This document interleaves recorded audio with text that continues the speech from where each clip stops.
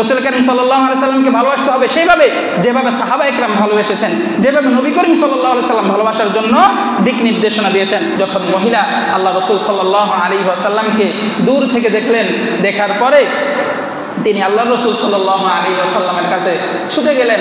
ছুটে যাওয়ার পরে আল্লাহ রাসূল সাল্লাল্লাহু আলাইহি ওয়াসাল্লামকে বললেন, যখন আপনি সুস্থ স্বাভাবিক অবস্থায় আছেন, এটা দেখার পর আমার কাছে যত ধরনের বিপদে আসুক না কেন এগুলা কোনো বিষয় না। আমার বাবা মৃত্যুবরণ করেছে, আমার স্বামী মৃত্যুবরণ করেছে, আমার ভাই মৃত্যুবরণ করেছে, এগুলা যদিও অনেক বড় বিপদ, কিন্তু আমি আমার রসুলকে সুস্থ স্বাভাবিক সহি সালামত অবস্থায় দেখেছি, এর চাইতে বড় সুসংবাদ আমার জন্য আর কিছু না। এই সুসংবাদের কাছে কোনো বিপদ আমার কাছে কোনো বিপদই না। আলহামদুলিল্লাহ, মহান আল্লাহ সুবহানাহু ওয়া তাআলার দরবারে লাখো কোটি শুকরিয়া যে আল্লাহ সুবহানাহু ওয়া তাআলা আমাদেরকে পবিত্র জুমার দিনে আল্লাহ তাআলার ঘর মসজিদে আসার বসার, দ্বীনের খাতিরে, দ্বীনের নিসবতে দ্বীনি কিছু কথাবার্তা বলার এবং শোনার তৌফিক দান করেছেন। এই জন্য সকলে অন্তরের অন্তঃস্থল থেকে মালিকের দরবারে শুকরিয়া আদায় করি, আলহামদুলিল্লাহ। সম্মানিত হাজরিন, আমি আপনাদের সম্মুখে পবিত্র কালামে মাজিদ থেকে একটি আয়াত তেলাওয়াত করেছি এবং রাসূল করিম সাল্লাল্লাহু আলাইহি ওয়াসাল্লামের অসংখ্য অগণিত হাদিস থেকে একটি হাদিস আপনাদের সামনে উপস্থাপন করেছি। উক্ত আয়াতে কারিমা ও হাদিসের আলোকে আজকের আমাদের আলোচ্য বিষয় হচ্ছে ইশকে রাসূল এবং সাহাবা একরাম রাদিয়াল্লাহু তাআলা আনহুম। উক্ত বিষয়ের উপরে কোরআন ও হাদিস থেকে আপনাদের সম্মুখে আলোচনা করার চেষ্টা করব। আল্লাহ তাআলা তৌফিক দান করুক, সকলে বলেন আমিন। সম্মানিত হাজরিন, রাসূল করিম সাল্লাল্লাহু আলাইহি ওয়াসাল্লামকে ভালোবাসা, মহব্বত করা, এটা ঈমানের আলামত। এটা কিসের আলামত? ঈমানের আলামত। একজন প্রকৃত ঈমানদার, যে নিজেকে ঈমানদার মনে করে, তাকে অবশ্যই কী করতে হবে? রাসূল করিম সাল্লাল্লাহু আলাইহি ওয়াসাল্লামকে ভালোবাসতে হবে। রাসূল করিম সাল্লাল্লাহু আলাইহি ওয়াসাল্লামকে ভালো না বাসলে কেউ প্রকৃত ঈমানদার হতে পারে না। রাসূল করিম সাল্লাল্লাহু আলাইহি ওয়াসাল্লামকে ভালোবাসা ঈমানের একটা অবিচ্ছেদ্য অংশ। সম্মানিত হাজিরিন, রাসূল করিম সাল্লাল্লাহু আলাইহি ওয়াসাল্লামকে ভালোবাসতে হবে সব কিছুর চাইতে বেশি। এ ব্যাপারে পবিত্র কালামে মাজিদের সূরাতুত তাওবার 24 নম্বর আয়াতে আল্লাহ তাআলা বলেন, কুল ইন কানা আবাউকুম ওয়া আবনাউকুম ওয়া ইখওয়ানুকুম ওয়া আজওয়াজুকুম ওয়া আশীরাতুকুম ওয়া আমওয়ালুন ইqtaraftumuha ওয়া তিজারাতুন তাখশawna kasadaha ওয়া মাসাকিনু তারদাউনাহা আহাব্বা ইলাইকুম মিনাল্লাহি ওয়া রাসূলিহি ওয়া জিহাদিন ফি সাবিলিহি ফাতারাব্বাসু হাত্তা ইয়াতিয়াল্লাহু বিআমরি ওয়াল্লাহু লা ইয়াহদিল কওমাল ফাসিকিন। আল্লাহ তাআলা এই কালামে মাজিদের মধ্যে, এই আয়াতের মধ্যে আল্লাহ তাআলা বলেন, হে নবী আপনি বলে দিন, ইন কানা আবাউকুম, যদি তোমাদের পিতামাতা, ও আবনাউকুম, তোমাদের সন্তান সন্ততি, ও ইখওয়ানুকুম, তোমাদের ভাই বোন, ও আজওয়াজুকুম, তোমাদের স্ত্রী, তোমাদের স্বামী, ও আশীরাতুকুম, তোমাদের স্বগোষ্ঠীয় লোক, তোমাদের স্বগোষ্ঠীয় লোক, ও আমওয়ালুন ইqtaraftumuha, এবং ওই সম্পদ যা তোমরা অর্জন করেছ, ওয়া তিজারাতুন তাখশাউনা কাসাদাহা, এবং এমন ব্যবসা যেই ব্যবসা মন্দা যাওয়ার বা যেই ব্যবসায় লস হওয়ার তোমরা আশঙ্কা করো, এই সব কিছু যদি ওয়া তিজারাতুন তাখশাউনা কাসাদাহা আহাব্বু ইলাল্লাহ আহাব্বু ইলাইকুম, যদি তোমাদের কাছে বেশি প্রিয় হয় মিনাল্লাহি ওয়া রাসূলি, আল্লাহ এবং আল্লাহর রাসূলের চাইতে, এই সবগুলো বিষয় যদি আল্লাহ এবং আল্লাহর রাসূলের চাইতে তোমাদের কাছে প্রিয় হয়, কোন কোন জিনিস? এই যে মাত্র বললাম, নিজের বাবা মা ভাই বোন আত্মীয় স্বজন, এরপরে নিজের ব্যবসা বাণিজ্য, নিজের অর্জিত সম্পদ, এই সব কিছু যদি কার থেকে বেশি প্রিয় হয়? আল্লাহ এবং আল্লাহ রাসূলের চাইতে তোমাদের কাছে বেশি প্রিয় হয়, আল্লাহ তাআলা বলেন ফাতারাব্বাসু হাত্তা ইয়াতিয়াল্লাহু বিআমরি, তাহলে তোমরা আল্লাহ তাআলার আদেশ অর্থাৎ মৃত্যু আসার জন্য অপেক্ষা করো। মৃত্যু আসার জন্য কি করো? অপেক্ষা করো। অর্থাৎ মৃত্যু আসলে দেখতে পারবা এই যে আল্লাহ এবং আল্লাহ রসুলের চাইতে সব কিছু তোমার কাছে প্রিয় হয়ে গেল, আল্লাহ আল্লাহ রসুল প্রিয় হলো না, এটার কি পরিণাম হবে মৃত্যুর পরে দেখতে পাইবা। এরপরে আল্লাহ তাআলা বলেন আল্লাহু লা ইয়াহদিল কওমাল ফাসিকিন, আল্লাহ তাআলা কোনো ফাসিক সম্প্রদায়কে পথ প্রদর্শন করেন না। অর্থাৎ আল্লাহ তাআলা আয়াতের এই শেষ অংশে বুঝাতে চান, যদি কেউ আল্লাহ এবং আল্লাহ রসুলকে সবচাইতে বেশি ভালো না বাসে, তাহলে সে হচ্ছে একজন ফাসিক। সে একজন কি? ফাসিক। সম্মানিত হাজিরিন, আল্লাহ এবং আল্লাহ রসুলকে সবচাইতে বেশি ভালোবাসতে হবে, এই কথা আল্লাহ রসুল সাল্লাল্লাহু আলাইহি ওয়াসাল্লাম হাদিসের মধ্যে ইরশাদ করেছেন। বুখারী শরীফের হাদিস, আল্লাহ রসুল সাল্লাল্লাহু আলাইহি ওয়াসাল্লাম বলেন লা ইউমিনু আহাদুকুম হাত্তা আকুনা আহাব্বা ইলাইহি মিন ওয়ালিদিহি ওয়া ওয়ালাদিহি ওয়ান নাসি আজমাইন, তোমাদের কেউ ততক্ষণ পর্যন্ত প্রকৃত ঈমানদার হতে পারবে না যতক্ষণ পর্যন্ত আমি রাসূল তার কাছে, তার পিতামাতা, তার আত্মীয় স্বজন, সন্তান সন্ততি এবং সকল মানুষ থেকে প্রিয় না হব। এদের থেকে যতক্ষণ পর্যন্ত আমি রাসূল বেশি প্রিয় না হব, ততক্ষণ পর্যন্ত তোমাদেরকেও প্রকৃত ঈমানদার হতে পারবে না। তাহলে বোঝা গেল আল্লাহ এবং আল্লাহ রসুলের প্রতি ভালোবাসা দুনিয়ার সব কিছুর কী করতে হবে? ঊর্ধ্বে হতে হবে, সব কিছুর চাইতে বেশি হতে হবে। যদি সব কিছুর চাইতে বেশি হয় তাহলে আমরা ঈমানদার, না হলে আমরা ঈমানদার না। সম্মানিত হাজিরিন, আল্লাহ রসুল সাল্লাল্লাহু আলাইহি ওয়াসাল্লামের প্রতি ভালোবাসার উৎকৃষ্ট এবং অতুলনীয় যে উদাহরণ সৃষ্টি করেছেন তারা হচ্ছেন আল্লাহ রসুল সাল্লাল্লাহু আলাইহি ওয়াসাল্লামের সাহাবায়ে কেরাম। সাহাবায়ে কেরাম আল্লাহ রসুল সাল্লাল্লাহু আলাইহি ওয়াসাল্লামকে যেমন ভালোবেসেছেন, আমরা ওই রকম ভালোবাসা কল্পনাও করতে পারি না। সম্মানিত হাজিরিন, সাহাবায়ে কেরাম রাদিয়াল্লাহু তাআলা আনহুম তাদের ভালোবাসার কি নমুনা, এই সম্পর্কে হুদায়বিয়া সন্ধির সময় পৌত্তলিকদের পক্ষ থেকে একজন দূত এসেছিলেন। দূত এসে রাসূল করিম সাল্লাল্লাহু আলাইহি ওয়াসাল্লামের দরবারের বিভিন্ন অবস্থা দেখলেন। দেখার পর আবার পৌত্তলিক অর্থাৎ মক্কার ওই কাফেরদের কাছে ফিরে গেলেন। ফিরে গিয়ে রাসূল করিম সাল্লাল্লাহু আলাইহি ওয়াসাল্লামের প্রতি সাহাবায়ে কেরামের যে কী পরিমাণ মহব্বত এটা ব্যক্ত করলেন। তিনি বললেন, হে আমার কুরাইশ ভাইরা, হে কুরাইশ সম্প্রদায়, তোমরা আমার কথা শোনো। আমি দুনিয়ার বড় বড় সম্রাট রাজাদের কি করেছি? রাজ দরবারে গিয়েছি। আমি পারস্যের সম্রাটের রাজপ্রাসাদে গিয়েছি, তারপরে কিসরার রাজপ্রাসাদে গিয়েছি, আবিসিনিয়ার বাদশাহ সহ আরো বহু বড় বড় রাজার বাদশাদের কি করেছি? দরবারে গিয়েছি। কিন্তু মুহাম্মাদের দরবারে গিয়ে যা দেখেছি আর কোনো জায়গায় এমন দেখি নাই। মুহাম্মাদের সাথী সঙ্গীরা যখন মুহাম্মদ কি করে থুতু ফেলে, তখন তারা হাত পেতে তাদের হাতের মধ্যে ওই থুতু নিয়ে সেটা তাদের মুখে মাখে, তাদের গায়ের মধ্যে মাখে। মুহাম্মাদের সাথীরা তার কথার এক চুল নড়চড় করে না। যখনই মুহাম্মদ তার সাথীদেরকে কোনো কথার কি করে? আদেশ করে, সাথে সাথেই তারা সেটা পালন করার জন্য প্রতিযোগিতা শুরু করে দেয়।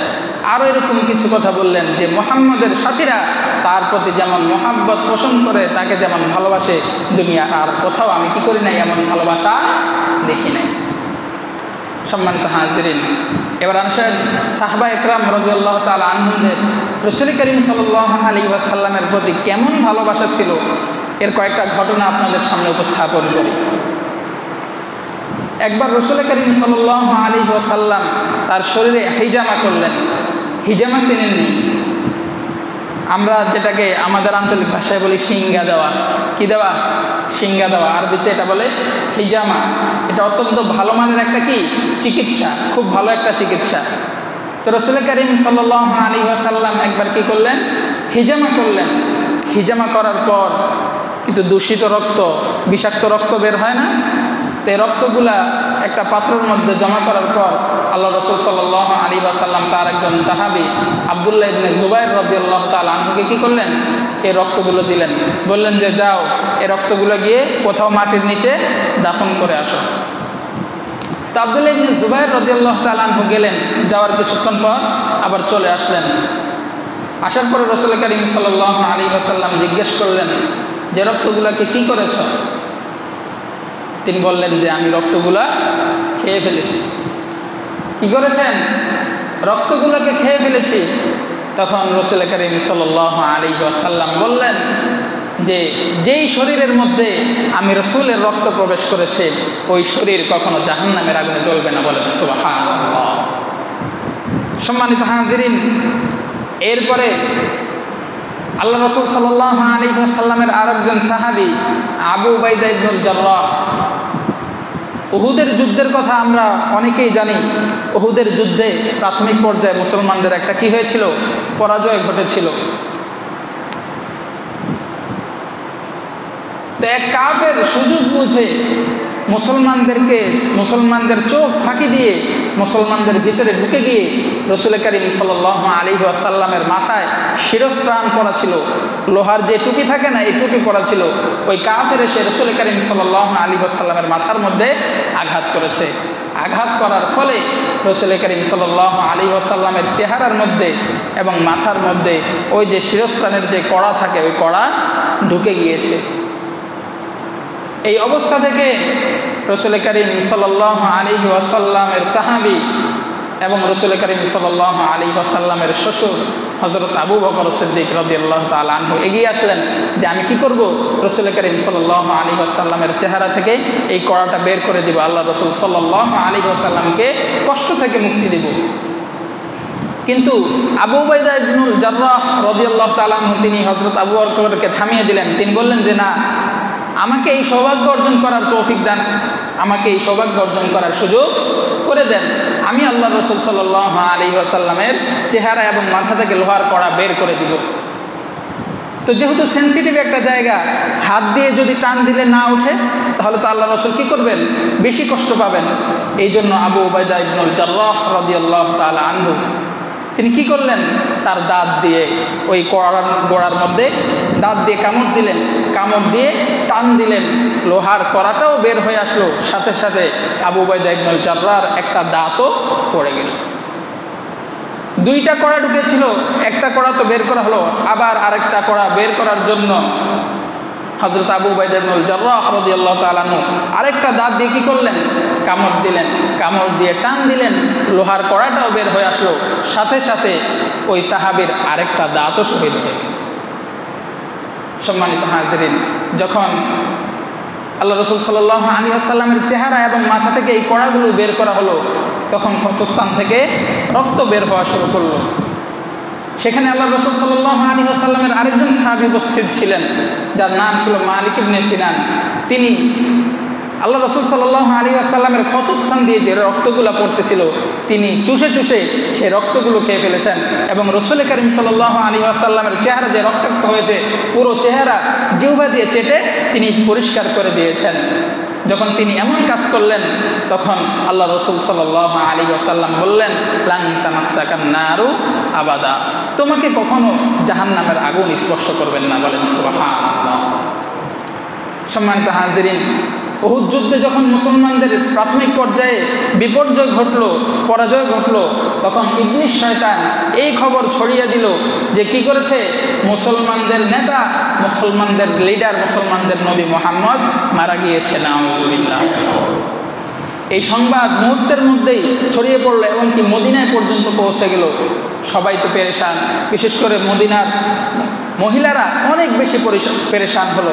মদিনার একজন আনসারি মহিলা এই সংবাদ শোনার সাথে সাথে কি করলো, বেরিয়ে পড়লো যে আমার রাসূলের কি অবস্থা, আমার রাসূলের খোঁজ খবর না নিয়ে আমি আর ঘরে ফিরবো না।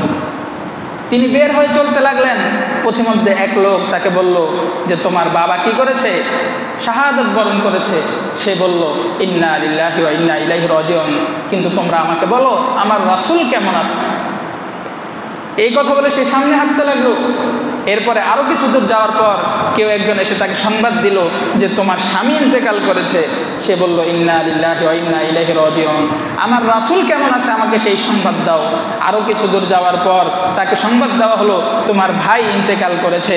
সে বলল ইন্না লিল্লাহি ওয়া ইন্না ইলাইহি রাজিউন, আমাকে সংবাদ দাও আল্লাহর রাসূল কেমন আছে।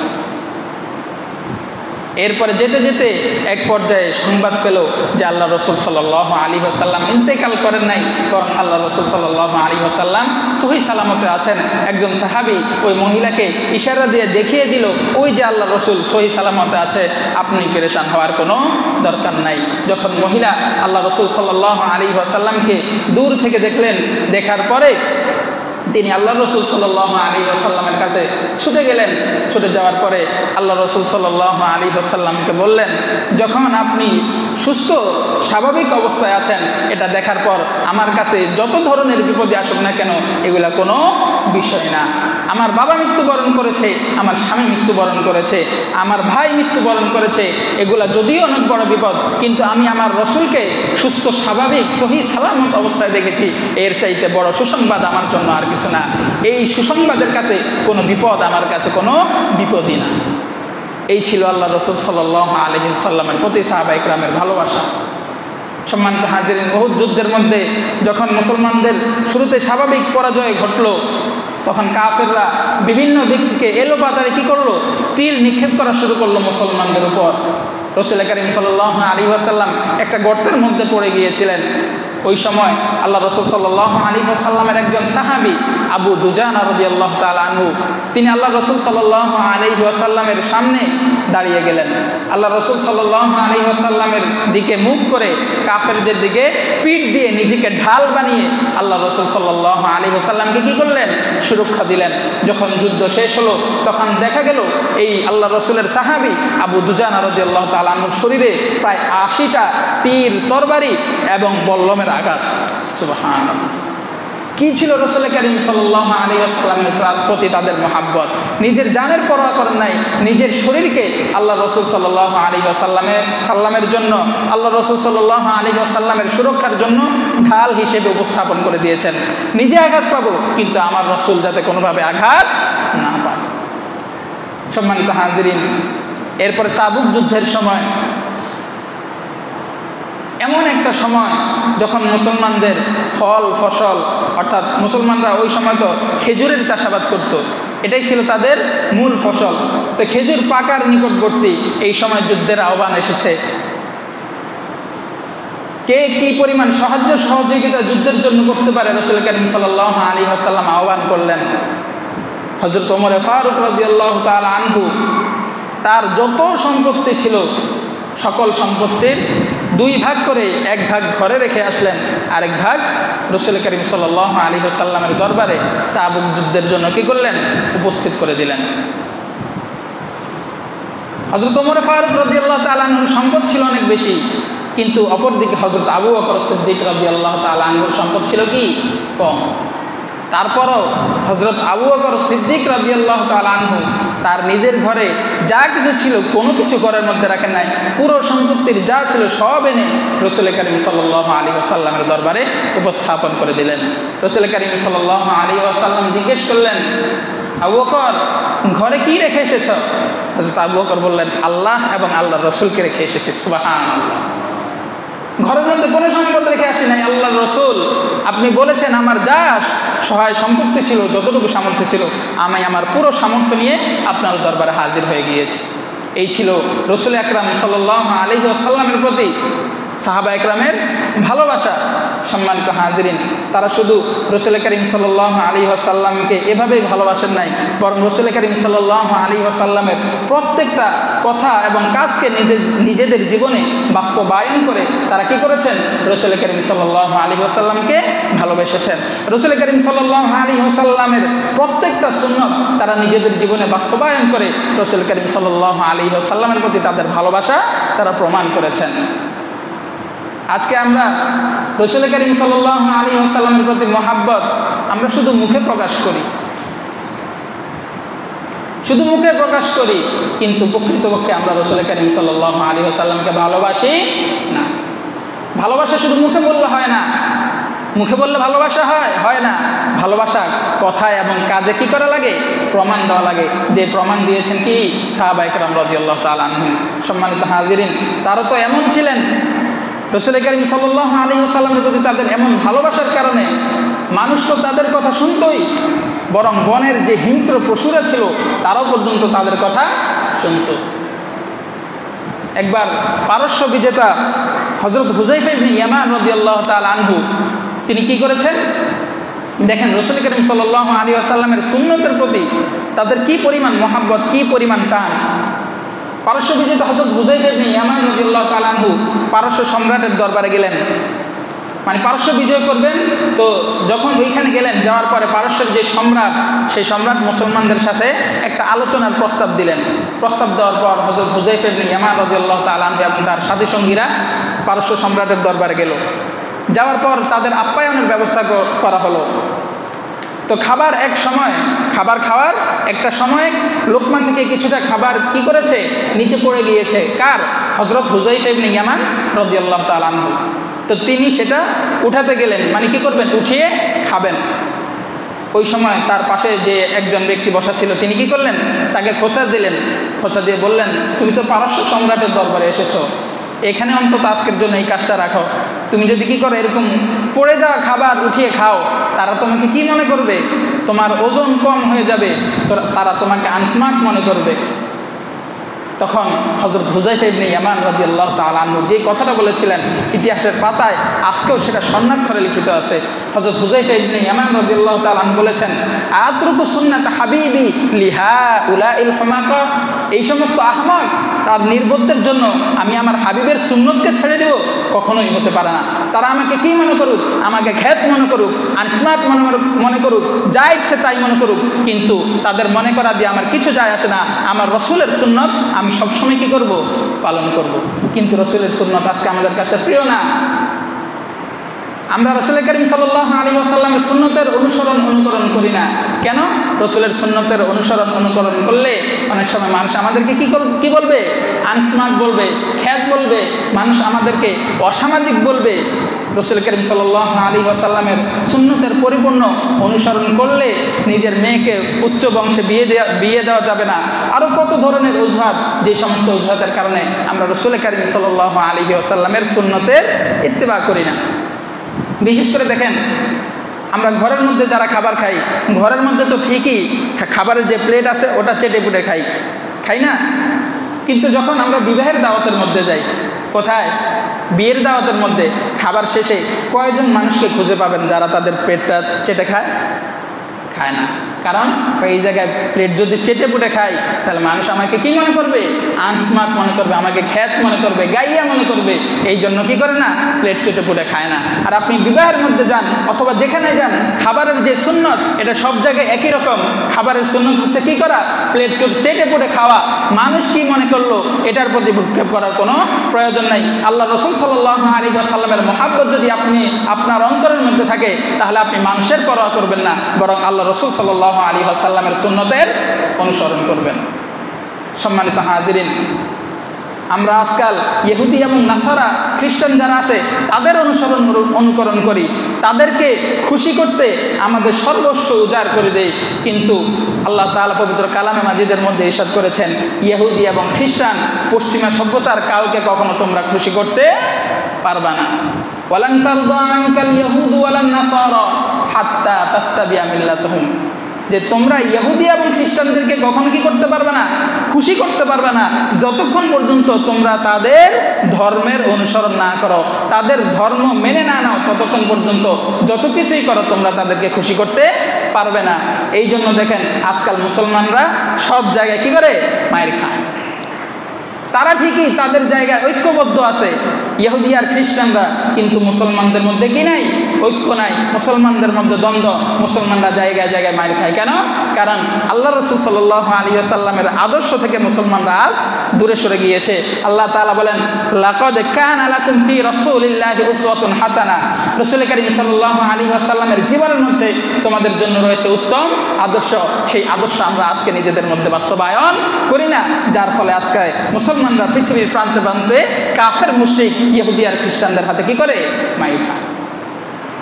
সম্মানিত হাজিরিন, তো বলতেছিলাম আল্লাহ রাসূল সাল্লাল্লাহু আলাইহি ওয়াসাল্লামের সাহাবারা তো এমন ছিলেন যে তাদের কথা মানুষ শুনতো তো শুনতো, বরং বনের পশুরাও কি করত, তাদের কথা শুনতো। একবার আফ্রিকার অভিযানে আল্লাহ রাসূল সাল্লাল্লাহু আলাইহি ওয়াসাল্লামের একজন সাহাবী উকবা ইবনে নাফি রাদিয়াল্লাহু তাআলা আনহু, তিনি কি করলেন, বের হলেন।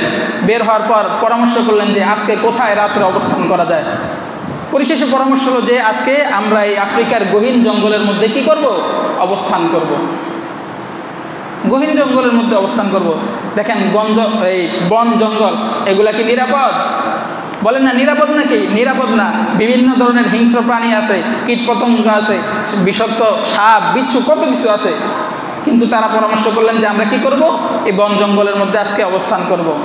তো বনের মধ্যে ঢুকার পর হযরত উকবা ইবনে নাফি রাদিয়াল্লাহু তাআলা আনহু কি করলেন, ঘোষণা দিলেন, আইয়ুহাল হাশারাত ওয়াসসিবা, হে বনের কীট পতঙ্গ এবং হিংস্র প্রাণীরা শোনো, নাহনু আসহাবু রাসূলিল্লাহি সাল্লাল্লাহু আলাইহি ওয়াসাল্লাম, আমরা আল্লাহর রাসূলের সাহাবা, ফারহালু, তোমরা এই জঙ্গল ছেড়ে চলে যাও, মানে আমরা যেই জায়গায় অবস্থান করবো এই জায়গা ছেড়ে তোমরা চলে যাও, ইন্না নাজিলুনা, আমরা আজকে এখানে অবস্থান করব। ফাবাদু ওয়াজাদনাহু কাতালনাহু, এরপরে আমরা যাকে কি করব, পাবো, তাকে কিন্তু আমরা হত্যা করব। এই সংবাদ, এই ঘোষণা যখন করা হলো, তখন কীট পতঙ্গ হিংস্র জন্তু জানোয়ার সবাই দল বেঁধে জঙ্গল ছেড়ে চলে গেল। বলেন সুবহানাল্লাহ। তাফসিরে কাবীরের মধ্যে ইমাম রাজি রাদিয়াল্লাহু তাআলা আনহু হযরত আব্দুল্লাহ ইবনে আব্বাস রাদিয়াল্লাহু তাআলা আনহুর মদিনা থেকে মক্কায় যাওয়ার একটা ঘটনা বর্ণনা করেছেন, যে হজের সফরে হযরত আব্দুল্লাহ ইবনে আব্বাস রাদিয়াল্লাহু তাআলা আনহু মদিনা থেকে মক্কার উদ্দেশ্যে রওনা করলেন। প্রতিমধ্যে এক জায়গায় গিয়ে দেখলেন যে অনেকগুলো মানুষ কি হয়ে আছে, জমা হয়ে আছে। তো তিনি সামনে গিয়ে বললেন যে কি সমস্যা? তো লোকেরা বলল, সামনে একটা বাঘ বসে আছে। সামনে একটা কি বসে আছে, বাঘ বসে আছে, ওই বাঘের ভয়ে আমরা কি করতে পারতেছি না, সামনে যেতে পারতেছি না। হযরত আব্দুল্লাহ ইবনে আব্বাস রাদিয়াল্লাহু তাআলা আনহু বললেন যে ঠিক আছে, আমি বিষয়টা দেখতেছি। তিনি বাঘের কাছে গেলেন, গিয়ে বললেন, আইয়ুহাল আসাদ, হে সিংহ বা হে বাঘ, নাহনু আসহাবু রাসূলিল্লাহি সাল্লাল্লাহু আলাইহি ওয়াসাল্লাম, আমরা আল্লাহ রাসূল সাল্লাল্লাহু আলাইহি ওয়াসাল্লামের সাহাবী। এটা বলে বাঘের কান ধরলেন। কান ধরার পর লোকদেরকে বললেন যে যাও, তোমরা কি করো, রাস্তা পার হয়ে যাও। রাস্তা পার হয়ে সবাই চলে গেলেন। এরপরে তিনি বাঘের কান ছেড়ে দিল। বাঘটা যেই অবস্থায় ছিল ওই অবস্থায় বসেছিল, কোনো মানুষের উপর একটা আক্রমণ ওই বাঘটায় করে নাই। তাহলে দেখেন রাসূল কারীম সাল্লাল্লাহু আলাইহি ওয়াসাল্লামের সাহাবারা কেমন ছিলেন। তাদের কথা মানুষ তো শুনতো, বনের হিংস্র জন্তু জানোয়াররাও কি করতো, তাদের কথা শুনতো। কেন? কারণ তাদের মনের মধ্যে রাসূল কারীম সাল্লাল্লাহু আলাইহি ওয়াসাল্লামের প্রতি ভালোবাসার কারণেই তাদের এমন পাওয়া। সম্মানিত হাজিরিন, আমরাও রাসূল কারীম সাল্লাল্লাহু আলাইহি ওয়াসাল্লামকে ভালোবাসতে হবে। শুধু মুখে বললেই হবে না, বরং কাজে প্রমাণ করে দিতে হবে। আল্লাহ তাআলা পবিত্র কালামে মাজিদের মধ্যে বলেন, কুল ইন কুনতুম তুহিব্বুনাল্লাহ ফাত্তাবিউনি ইউহিব্বুকুমুল্লাহু ওয়া ইয়াগফির লাকুম যুনুবাকুম ওয়াল্লাহু গফুরুর রহিম। হে নবী, আপনি বলে দিন, যদি তোমরা আল্লাহকে ভালোবাসতে চাও, ফাত্তাবিউনি, তাহলে আমি নবীর তোমরা কি করো, অনুসরণ করো। ইউহিব্বুকুমুল্লাহ, তাহলে আল্লাহ তাআলাও তোমাদেরকে ভালোবাসবেন। ওয়া ইয়াগফির লাকুম যুনুবাকুম, তোমাদের গুনাহগুলোকে কি করে দিবেন, ক্ষমা করে দিবেন। আল্লাহু গফুরুর রহিম, আল্লাহ তাআলা হচ্ছেন ক্ষমাশীল এবং দয়ালু। আরেকটা হাদিসের মধ্যে রাসূল কারীম সাল্লাল্লাহু আলাইহি ওয়াসাল্লাম বলেন, মান আহাব্বা সুন্নতি ফাকাদ আহাব্বানি ওয়া মান আহাব্বানি কানা মাই ফিল জান্নাহ, যে ব্যক্তি আমার সুন্নতকে ভালোবাসবে সে যেন আমাকেই ভালোবাসলো, আর যে ব্যক্তি আমাকে ভালোবাসলো সে আমার সাথে জান্নাতে থাকবে। বলেন সুবহানাল্লাহ। তাহলে আশিকে রাসূল, আজকাল রাস্তাঘাটে আশিকে রাসূল খুঁজে পাওয়া যায়, যারা এক ওয়াক্ত কি করে না, নামাজ পড়ে না, গায়ের মধ্যে সুন্নতি পোশাক থাকে না, মুখের মধ্যে রাসূল কারীম সাল্লাল্লাহু আলাইহি ওয়াসাল্লামকে ভালোবেসে দাঁড়িয়ে রাখে না, তারা বড় বড় স্লোগান দেয় আমরা আশিকে রাসূল। আশিকে রাসূল কিভাবে হতে হয় সেটা তো রাসূল কারীম সাল্লাল্লাহু আলাইহি ওয়াসাল্লাম হাদিসের মধ্যে ইরশাদ করে দিয়েছেন। বলেন আশিকে রাসূল কিভাবে হওয়া যায়? আল্লাহ রাসূলের সুন্নতের অনুসরণ এবং অনুকরণের মাধ্যমে। শুধু মুখে আশিকে রাসূল চিল্লাইলে আশিকে রাসূল হওয়া যায় না। সম্মানিত হাজিরিন, বাংলাদেশের আশিকে রাসূলদের কিছু বৈশিষ্ট্য আছে। এর মধ্যে হচ্ছে বছরে একদিন 12 রবিউল আউয়ালে ঈদে মিলাদুন নবী পালন করা, বিভিন্ন মাহফিলে মজলিসে গিয়ে মিলাদ পড়া, এরপরে রাসূল কারীম সাল্লাল্লাহু আলাইহি ওয়াসাল্লাম গায়েব জানেন এই কথার বিশ্বাস করা। বলেন নাউজুবিল্লাহ। রাসূল কারীম সাল্লাল্লাহু আলাইহি ওয়াসাল্লাম হাজির নাজির এই কথা বিশ্বাস করা। রাসূল কারীম সাল্লাল্লাহু আলাইহি ওয়াসাল্লাম আল্লাহ তাআলার জাতি নূর থেকে তৈরি, তিনি কোনো মানুষ নয় এমন বিশ্বাস করা, এই জাতীয়। এরপরে রাসূল কারীম সাল্লাল্লাহু আলাইহি ওয়াসাল্লামের নাম শুনে দুরূদ না পড়ে শুধু কি করা, হাতগুলো এরকম করে ফু দিয়ে চোখের মধ্যে লাগানো, এই সমস্ত কাজ যারা করে এরাই হচ্ছে কি আশিকে রাসূল, এরাই হচ্ছে আশিকে রাসূল। এই যে তারা এই কাজগুলো করে, যার মধ্যে অধিকাংশ হচ্ছে ভ্রান্ত আকীদা, আর অনেকগুলো আকীদা তো একদম ডাইরেক্ট কুফরি। তারা মনে করে রাসূল কারীম সাল্লাল্লাহু আলাইহি ওয়াসাল্লাম গায়েব জানতেন, অদৃশ্যের খবর আল্লাহ রাসূল জানতেন, অথচ আল্লাহ তাআলা পবিত্র কালাম মাজিদের মধ্যে একাধিক আয়াতের মধ্যে বলেন আলিমুল গায়বি ওয়াশ শাহাদা হুয়ার রহমানুর রহিম। দৃশ্য অদৃশ্যের যত খবর জানেন তিনি হচ্ছেন রহমানুর রহিম, অর্থাৎ আল্লাহ তাআলা। ইন্নাহু ইয়ালামুল গায়বা মান ফিস সামাওয়াতি ওয়াল আরদ, আসমান এবং জমিনের মধ্যে যা কিছু রয়েছে সব কিছুর অদৃশ্যের সম্পর্কে কে জানেন? আল্লাহ তাআলা জানেন। একাধিক আয়াতের মধ্যে আছে, এবং আল্লাহ রাসূল সাল্লাল্লাহু আলাইহি ওয়াসাল্লাম হাদিসের মধ্যে ইরশাদ করেছেন যে আমি গায়েব জানি না। কিন্তু না, এরা জোর করে কি করবে? আল্লাহ রাসূল সাল্লাল্লাহু আলাইহি ওয়াসাল্লাম গায়েব জানে এটা মানুষের উপর চাপিয়ে দেবে। আল্লাহ রাসূল অদৃশ্যের ওই সংবাদটুকুই জানতেন যতটুকু আল্লাহ রাসূল সাল্লাল্লাহু আলাইহি ওয়াসাল্লামকে জানানো হতো, কিন্তু সারা বিশ্ব ব্রহ্মাণ্ডের কোথায় কি হচ্ছে এই টাইমের মধ্যে এটা আল্লাহ রাসূল সাল্লাল্লাহু আলাইহি ওয়াসাল্লাম জানতেন না। এরপরে তারা বলে আল্লাহ রাসূল সাল্লাল্লাহু আলাইহি ওয়াসাল্লাম কি হাজির নাজির, মানে সারা বিশ্বের সব জায়গায় আল্লাহ রাসূল কি থাকেন? উপস্থিত থাকেন, কোথায় কি হয় না হয় সব কিছু আল্লাহ রাসূল দেখেন। নাউজুবিল্লাহ। হাজির নাজির এটা একমাত্র আল্লাহ তাআলার সিফাত। কার সিফাত? আল্লাহ তাআলার সিফাত। আল্লাহ তাআলা সারা বিশ্বের যে কোনো প্রান্তে একই টাইমে কি থাকতে পারেন? উপস্থিত থাকতে পারেন। রাসূল কারীম সাল্লাল্লাহু আলাইহি ওয়াসাল্লাম উপস্থিত থাকতে পারেন না। কেন পারেন না? আপনাদেরকে বুঝাই। দেখেন, আমরা যখন রাসূল কারীম সাল্লাল্লাহু আলাইহি ওয়াসাল্লামের প্রতি দুরূদ পড়ি, কি পড়ি? দুরূদ পড়ি, তখন আল্লাহ তাআলা ফেরেশতাদের মাধ্যমে এই দুরূদ কি করেন? মদিনায় নবীজির কাছে পৌঁছে দেন। তো আল্লাহ রাসূল সাল্লাল্লাহু আলাইহি ওয়াসাল্লাম যদি সব জায়গায় হাজির নাজির থাকতো, তাহলে ফেরেশতাদেরকে দিয়ে দুরূদ পাঠানোর কোনো দরকার আছে? বলেন না, ফেরেশতা দিয়ে দুরূদ পাঠানোর কোনো দরকার আছে? আল্লাহ রাসূল সব জায়গায় আছেন, তাহলে বোঝা গেল আল্লাহ রাসূল সাল্লাল্লাহু আলাইহি ওয়াসাল্লাম সব জায়গায় নাই। এটা আল্লাহ তাআলার সিফাত, আল্লাহ তাআলা সব জায়গায় থাকতে পারেন। এরপরে তারা বলে আল্লাহ রাসূল নাকি নূরের সৃষ্টি, জাতি নূরের সৃষ্টি, মানে আল্লাহ তাআলার সত্তাগত যে নূর, ওই নূরের সৃষ্টি। নাউজুবিল্লাহ। আল্লাহ রাসূল সাল্লাল্লাহু আলাইহি ওয়াসাল্লাম নূর, কিন্তু নূরের সৃষ্টি না। আল্লাহ রাসূল সাল্লাল্লাহু আলাইহি ওয়াসাল্লাম আমাদের মতো মানুষ, তবে আমাদের মতো সাধারণ মানুষ না, স্পেশাল মানুষ। আল্লাহ রাসূল সাল্লাল্লাহু আলাইহি ওয়াসাল্লাম আমাদের থেকে কি স্পেশাল মানুষ। তার জন্মগত মূল যেই বিষয় ওটা আমাদের মতো, কিন্তু তার আখলাক, চরিত্র এবং তার ভিতরগত যে পাওয়ার ওটা আমাদের মতো না, বরং আমাদের চাইতে অনেক ঊর্ধ্বে। সেটা আমরা বলেও বোঝাতে পারবো না। কিন্তু এই সমস্ত ব্যক্তিরা তারা কি করে? এবং আল্লাহ তাআলার জাতি নূরের সাথে রাসূল কারীম সাল্লাল্লাহু আলাইহি সাল্লামকে মিলিয়ে দেয়। তাহলে যদি বলা হয় যে রাসূল কারীম সাল্লাল্লাহু আলাইহি সাল্লাম আল্লাহ তাআলার জাতি নূর থেকে কি সৃষ্টি, তাহলে সরাসরি আল্লাহ তাআলার সাথে শিরিক করা হয়। যেভাবে ইহুদিরা বলে যে ঈসা আলাইহিস সালাতু ওয়াস সালাম, খ্রিস্টানরা বলে ঈসা আলাইহিস সালাম আল্লাহ তাআলার কি পুত্র। এরপরে দেখেন, বলছিলাম রাসূল কারীম সাল্লাল্লাহু আলাইহি সাল্লামের নাম আসলে তারা কি করে? এই মুখের মধ্যে আঙ্গুলের মধ্যে চুমা দিয়ে চোখে লাগায়। অথচ আল্লাহ রাসূল সাল্লাল্লাহু আলাইহি ওয়াসাল্লামের, একটু সময় বেশি নিতেছি, ক্ষমা সুন্দর দৃষ্টিতে দেখবেন, একটু পরে ছেড়ে দিচ্ছি, যে রাসূল কারীম সাল্লাল্লাহু আলাইহি ওয়াসাল্লাম একবার মিম্বারের মধ্যে উঠলেন, 3 মিম্বারে উঠে 3বার কি করেছেন? আমিন আমিন বলেছেন। তো আমি একটার কথা বলি, এক মিম্বারে উঠে আমিন বলছেন, তখন সাহাবা-য়ে-কেরাম প্রশ্ন করলেন যে আপনি 3 মিম্বারে উঠে আমিন আমিন বলছেন, ঘটনা কি? আমরা তো বুঝতে পারলাম না।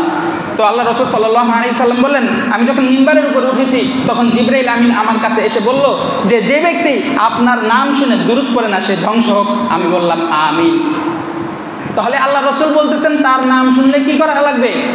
দুরূদ পড়তে হবে সাল্লাল্লাহু আলাইহি সাল্লাম। ওটা না করে এটা করে, তো রাসূলের কথা মানা হলো না। আল্লাহ তাআলা কি করেছেন? একাধিক জায়গায় বলেছেন ইন্নাল্লাহা ওয়া মালাইকাতাহু ইউসাল্লুনা আলান নবী। আল্লাহ এবং ফেরেশতারা কি করেন? নবীর উপর রহমত পাঠান। আল্লাহ এই দুরুদের অর্থ একাধিক হয়, এক একজনের দিকে নিসবত করলে এক এক রকম হয়। আল্লাহ তাআলার দিকে যখন দুরুদের নিসবত করা হয় তখন অর্থ হয় রহমত, আর ফেরেশতাদের দিকে যখন নিসবত করা হয় তখন অর্থ হয় ক্ষমা প্রার্থনা। ফেরেশতারা আল্লাহ রাসূলের জন্য ক্ষমা প্রার্থনা করেন, আর আল্লাহ তাআলা নবীর উপর কি করেন? রহমত পাঠান। আল্লাহ তাআলা বলতেছেন ইয়া আইয়ুহাল্লাযীনা আমানু, হে ঈমানদাররা, সাল্লু আলাইহি, তোমরাও তার উপর কি করো? দুরূদ পাঠ করো, ওয়া সাল্লিমু তাসলিমা, এবং তার উপর সালাম জানাও। রাসূল কারীম সাল্লাল্লাহু আলাইহি ওয়াসাল্লামের দুরূদ পড়তে হবে। এই সমস্ত বেদাতিরগুলা তারা রাসূল কারীম সাল্লাল্লাহু আলাইহি ওয়াসাল্লামের জিকির করে। কার জিকির করে? রসুলের জিকির করে, ইয়া রাসূলুল্লাহ, ইয়া হাবিবাল্লাহ, এভাবে বলে কি করে? রসুলের জিকির করে। কিন্তু জিকির তো হবে একমাত্র আল্লাহ। জিকির হবে কার? আল্লাহর। কোরআনের বহু আয়াতের মধ্যে আল্লাহ তাআলা জিকিরের কথা বলেছেন, ওয়ালা যিকরুল্লাহি আকবার, আল্লাহর জিকির সবচাইতে বড়। আল্লাহ তাআলা আরো বলেন ফাযকুরুনি আযকুরকুম, আমার জিকির করো, আমার স্মরণ করো, আমি তোমাদেরকে কি করব? স্মরণ করব। কোথাও আল্লাহ তাআলা বলেন নাই যে তোমরা রসুলের জিকির করো। রসুলের জন্য কি করবা? আল্লাহ তাআলা বলেছেন রসুলের জন্য দুরূদ পড়বা। রসুলের জন্য কি? দুরূদ। জিকির কার জন্য? আল্লাহর জন্য। দুরূদ কার জন্য? নবীর জন্য। কিন্তু না, এরা আল্লাহ তাআলার জিকির করুক আর না করুক, রসুলের জন্য জিকির করে। আল্লাহ তাআলা আমাদেরকে বোঝার তৌফিক দান করুক। সম্মানিত হাজিরিন, হুশ জ্ঞান সব কিছু ঠিক রাখতে হবে। ওই যে উজানি পীর সাহেব, মরহুম পীর সাহেব মুবারক করিম পীর সাহেব হুজুর যখন জীবিত ছিলেন, মাহফিলের মধ্যে তিনি বয়ান করতেন, আর বয়ানের ভিতরে খুব বলতেন মানুষ হুশ, হুশের সাথে থাকতে হবে।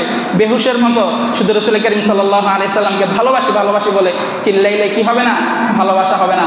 কখন এই ভালোবাসতে গিয়ে আপনার ঈমান চলে যাবে আপনি বুঝতেও পারবেন না। আপনি মনে করতেছেন আপনি ভালোবাসতেছেন, কিন্তু আপনার ভালোবাসা নবীজির তরিকা অনুযায়ী হচ্ছে না, যার কারণে আপনার ঈমান সংকটের মধ্যে পড়ে যাচ্ছে। রাসূল কারীম সাল্লাল্লাহু আলাইহি সাল্লামকে ভালোবাসতে হবে সেইভাবে যেভাবে সাহাবা ইকরাম ভালোবেসেছেন, যেভাবে নবী করিম সাল্লাল্লাহু আলাইহি সাল্লাম ভালোবাসার জন্য দিক নির্দেশনা দিয়েছেন। আল্লাহ তাআলা আমাদেরকে বোঝার তৌফিক দান করুন। সকলে বলেন আমিন। ওয়া আখিরু দাওয়ানা আলহামদুলিল্লাহি রাব্বিল আলামিন।